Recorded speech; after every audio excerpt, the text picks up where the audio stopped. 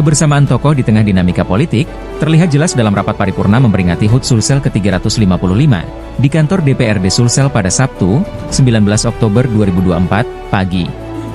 Mereka hadir dengan mengenakan pakaian khas daerah, menciptakan suasana penuh keharmonisan. Mantan Wakil Presiden RI Jusuf Kala tampil elegan dengan jas tutup hitam dan songkok rekca.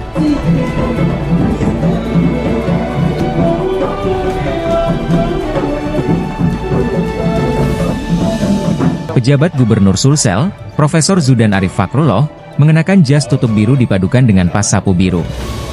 Anggota DPD RI Tamsil Lindrung memilih jas berwarna merah marun, sementara Ketua DPRD Sulsel, Dr. Gigi Rachmatika Dewi tampil anggun dengan baju bodo biru muda.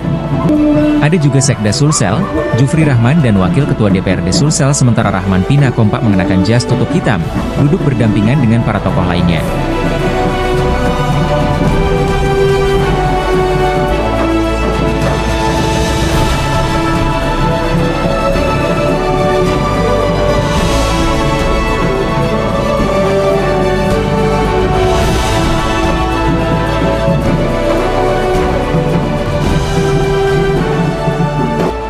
Download Tribun X sekarang, menghadirkan lokal menjadi Indonesia.